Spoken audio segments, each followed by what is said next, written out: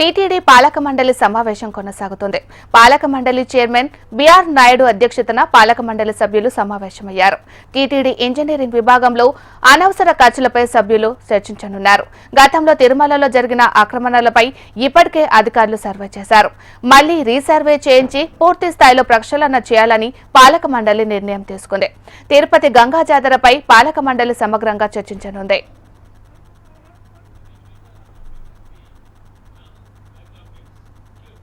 మరి ఇదే అంశానికి సంబంధించి మరింత సమాచారాన్ని మా ప్రతినిధి రాము లైవ్ లో అందిస్తారు. రాము.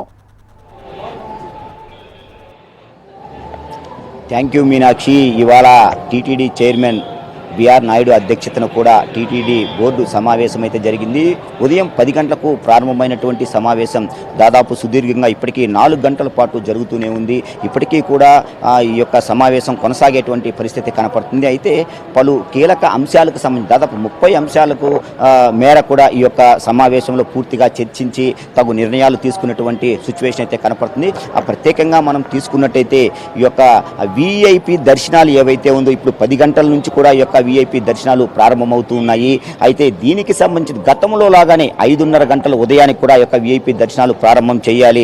గతంలో లాగానే ఈ యొక్క టైం స్లాట్ వెళ్ళాలి విఐపీలకు అనేటువంటిది ఒక ప్రత్యేకమైనటువంటి నిర్ణయం తీసుకున్నారు. అదేవిధంగా మనం చూసుకున్నట్టయితే ఇంజనీరింగ్ విభాగానికి సంబంధించి ప్రత్యేకంగా అంటే ఎక్కడెక్కడైతే అవకతవకలు జరిగాయో ఏ విషయాల్లో ఏ వ్యవహారాల్లో అయితే అనవసరమైనటువంటి ఖర్చులు చేశారో వాటన్నింటినీ కూడా పూర్తిగా ఫుల్ స్టాప్ పెట్టేటువంటి యోచనలో కూడా ఉంది. అంటే మరో కోణంలో కూడా మనము చూసుకున్నట్టయితే ఈ యొక్క దీనికి సంబంధించి ఈ బడ్జెట్లో ప్రత్యేకించి మనం చూసుకున్నట్టయితే గత ప్రభుత్వం వచ్చి 5,141 కోట్ల బడ్జెట్ని అయితే రిలీజ్ చేసింది. ప్రస్తుతం ఈ యొక్క బోర్డు తీర్మానం ప్రకారం కూడా దాదాపు 5,400 కోట్లు ఈ యొక్క బడ్జెట్కి సంబంధించి ఈ ఏడాది అంటే 2025-26 వార్షిక బడ్జెట్ను కూడా ప్రవేశపెట్టేటువంటి సిచ్యువేషన్ అయితే కనపడుతుంది. అయితే రెండింటికంటే గతంలోకి ఇప్పటికీ పోల్చుకుంటే దాదాపు 3 లక్షలకు పైగా కూడా ఈ యొక్క బడ్జెట్ పెరిగేటువంటి ప్రతి సంవత్సరం కూడా బడ్జెట్ ఇంక్రీజ్ అవుతూనే ఉంటుంది. అంటే వస్తున్నటువంటి భక్తుల రద్దీ దృష్ట్యా కావచ్చు, సాధారణ భక్తులు కావచ్చు, వివిఐపీలకు సంబంధించినటువంటి పూర్తి స్థాయిలో టీటీడీ అందించేటువంటి సేవలకు సంబంధించి ఈ యొక్క బడ్జెట్ ప్రత్యేకించి కూడా ప్రతి ఏడాది పెరుగుతూనే ఉండేటువంటి సిచ్యువేషన్ అయితే కనపడుతుంది. అయితే ఇక్కడ తిరుపతికి సంబంధించి ప్రత్యేకంగా మనం చూసుకుంటే తిరుపతి గంగా జాతర ఏదైతే ఉందో ఈ యొక్క గంగా జాతరకు సంబంధించి పూర్తి స్థాయిలో 2 రోజుల క్రితం చైర్మన్ బిఆర్ నాయుడు ఈ యొక్క తిరుపతి గంగమ్మ ఆలయ ట్రస్ట్కి గంగమ్మ ఆలయానికి కూడా చేరుకోవడం జరిగింది. అక్కడ ఉన్నటువంటి ఇప్పుడు ఆ యొక్క గంగమ్మ ఆలయం పునః నిర్మాణానికి కూడా నోచుకుంటుంది. దాదాపు గత 1.5 సంవత్సరంగా కూడా కోట్లాది రూపాయలు వెచ్చించి ఈ యొక్క గంగమ్మ ఆలయాన్ని పూర్తిగా కూడా అభివృద్ధి చేసేటువంటి పనిలో ఉన్నారు. దీనిలో ప్రత్యేకంగా మనం చూసుకున్నట్టయితే ఆ తూర్పుకు సంబంధించినటువంటి ఒక ద్వారం కావచ్చు, అదేవిధంగా దక్షిణం వైపు ఉన్నటువంటి మరొక ద్వారం, ఈ 2 ద్వారాలు కావచ్చు, అదేవిధంగా కాంపౌండ్ వాళ్ళు ఇప్పటికీ ఇంకా గంగమ్మ గుళ్ళో ఉన్నటువంటి పనులన్నింటినీ దాని మీద రానున్నటువంటి మే నెలలో మనం ప్రత్యేకించి చూసుకున్నట్టయితే ఆ యొక్క గంగ జాతర ఇప్పటికే కూడా ప్రపంచవ్యాప్తంగా కూడా ఒక గుర్తింపునైతే తెచ్చుకుంది. ఈ యొక్క జాతరను 14 కోట్ల రూపాయలతో కూడా పూర్తిగా అత్యంత వైభవంగా జరగాలి. గతంలో గంగ జాతర ఏ విధంగా జరిగిందో అత్యంత అద్భుతంగా కూడా ఈ ఏడాది కూడా జరిపించాలనేటువంటి ఒక తాజా నిర్ణయాన్ని తీసుకుంటాము. ఇవాళ జరిగేటువంటి బోర్డు మీటింగ్లో కూడా దీన్ని ఫైనలైజ్ చేస్తామనేటువంటిది బిఆర్ నాయుడు 2 రోజుల క్రితం తిరుపతి గంగమ్మ ఆలయాన్ని సందర్శించిన నేపథ్యంలో అక్కడ ఈ యొక్క ప్రెస్ వారికి అందరికి కూడా చెప్పడం జరిగింది. అదే కోణంలో మనం చూసుకున్నట్లయితే ఈ యొక్క ప్రస్తుతం వస్తున్నటువంటి ఈ యొక్క వేసవి సెలవులు దృష్టిలో ఉంచుకొని భక్తులకు ఎటువంటి విధమైనటువంటి ఈ యొక్క సేవలు మనం చేస్తున్నాం, ఏ సౌకర్యాలు ఇంకా వాళ్ళకి కల్పించాలి ఏంటి. ఒకవైపుగా తిరుపతి నుంచి పాదయాత్రగా అంటే తిరుమలకు అలిపిరి నుంచి మెట్ల మార్గం కావచ్చు, అదేవిధంగా మరోవైపు మనం చూసుకుంటే శ్రీనివాస మంగాపురం నుంచి తిరుమలకు వచ్చేటువంటి భక్తులు, కాలినడకన వచ్చేటువంటి భక్తులకు ఎటువంటి సదుపాయాలు మనం కల్పించాలి ఏంటి అనేటువంటిది కూడా పూర్తి స్థాయిలో ఈ యొక్క సంరక్షణ ఏ విధంగా వాళ్ళకు చేయగలుగుతాము అనేటువంటి ఆ యొక్క బోర్డు నిర్ణయాలు కూడా తీసుకోబోతున్నారు. మరో 2-3 గంటల పాటు కూడా ఈ యొక్క బోర్డు నిర్ణయాలు ఏమి తీసుకున్నారు ఏంటి అనేటువంటిది కూడా పూర్తి స్థాయిలో మనకు ఫైనల్ చేసేటువంటి సిచ్యువేషన్ కనపడుతుంది. బిఆర్ నాయుడు చైర్మన్ ఇప్పుడే ఈ యొక్క లంచ్ తర్వాత కూడా బోర్డు మీటింగ్కు తిరిగి వెళ్ళేటువంటి సిచ్యువేషన్ కనపడుతుంది. అంటే ఈ యొక్క దీనికి సంబంధించి పాలక మండలిలో తీసుకున్నటువంటి నిర్ణయాలన్నింటినీ కూడా తూచా తప్పకుండా ఆ యొక్క టీటీడీ భక్తులకి పూర్తిగా కూడా పెద్దపీట వేసేటువంటి విధంగా కూడా ప్రతి ఒక్కటి చర్యలు తీసుకునేటువంటి సిచ్యువేషన్ అయితే కనపడుతుంది. మరికొద్దిసేపట్లో కూడా ఈ యొక్క ఇప్పుడు లంచ్ అవర్ తర్వాత బిఆర్ నాయుడు చైర్మన్ చైర్మన్ ఎవరైతే ఉన్నారో ఈ యొక్క బోర్డు మీటింగ్ కూడా హాజరవుతూ ఉన్నారు. గతంలో జరిగినటువంటి నిర్ణయాలు కావచ్చు, గత ప్రభుత్వం తీసుకున్నటువంటి ఇంజనీరింగ్ విభాగంలో పలు తప్పిదాలు ఏవైతే ఉన్నాయో వాటన్నిటిని కూడా పూర్తి స్థాయిలో ప్రక్షాళన చేసి ఏ మేరకు కూడా మనం ఈ యొక్క సమావేశంకి సంబంధించినటువంటి బడ్జెట్ను తీసుకొస్తాము ఏంటి అనేటువంటిది పూర్తి స్థాయిలో కూడా చర్చించేటువంటి సిచ్యువేషన్ అయితే మనకు కనపడుతుంది. ఇప్పటికే కొంతమంది సమస్యలు ఏవైతే ఉన్నాయో ఈ సమస్యలన్నింటినీ కూడా పూర్తి స్థాయిలో చైర్మన్ దృష్టికి కావచ్చు, అదేవిధంగా టీటీడీకి సంబంధించినటువంటి బోర్డు సభ్యులు ఎవరైతే ఉన్నారో వాళ్ళందరికీ కూడా ఈ యొక్క సమస్యలను పూర్తి స్థాయిలో విన్నవించేటువంటి ప్రయత్నం అయితే చేశారు. ఇప్పటికీ కూడా బోర్డు మీటింగ్ కొనసాగుతూనే ఉంది.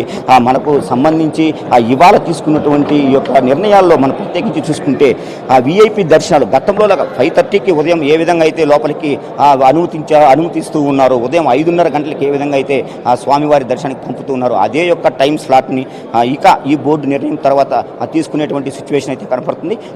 అందులో భాగంగా మనం చూసుకున్నట్టయితే ఇప్పుడు ప్రస్తుతం 10 గంటలకు వివిఐపి దర్శనాలు కూడా కొనసాగుతున్నాయి. వాటి పూర్తిగా కూడా కుదిస్తున్నారు.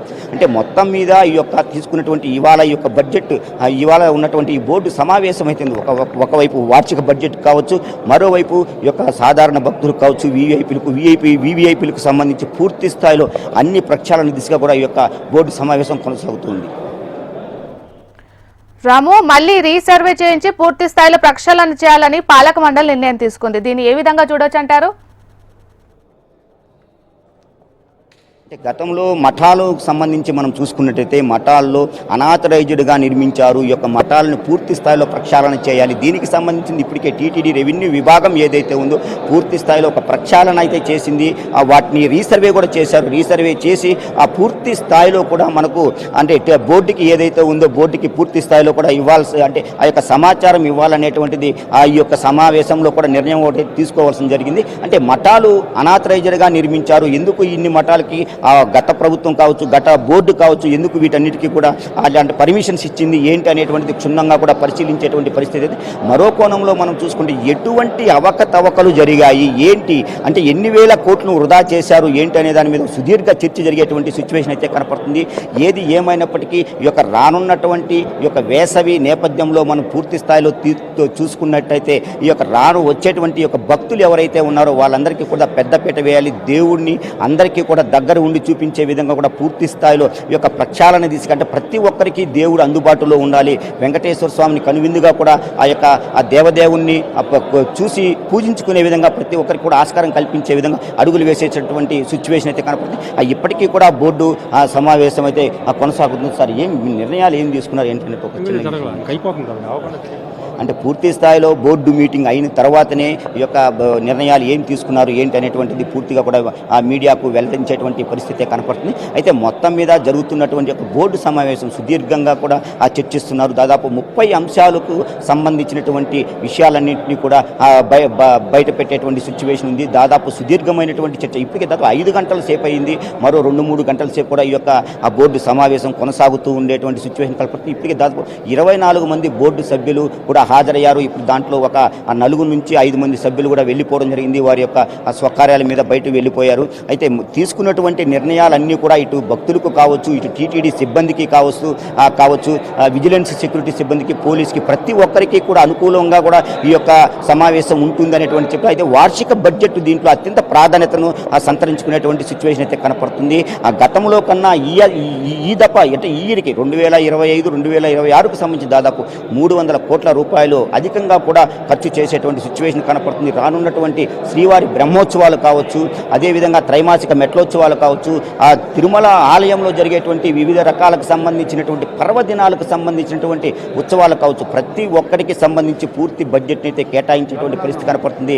అంటే ఇక ప్రత్యేకించి ఈ యొక్క ఇంజనీరింగ్ విభాగంలో మనం తీసుకున్నట్టయితే పూర్తి స్థాయిలో అవకతవకలు జరిగాయి. వీటన్నిటిలో ఏంటి అనేటువంటిది పూర్తిగా కూడా క్షుణ్ణంగా తెలుసుకునేటువంటి ఆ సిచ్యువేషన్ అయితే ఒకటి కనపడుతుంది.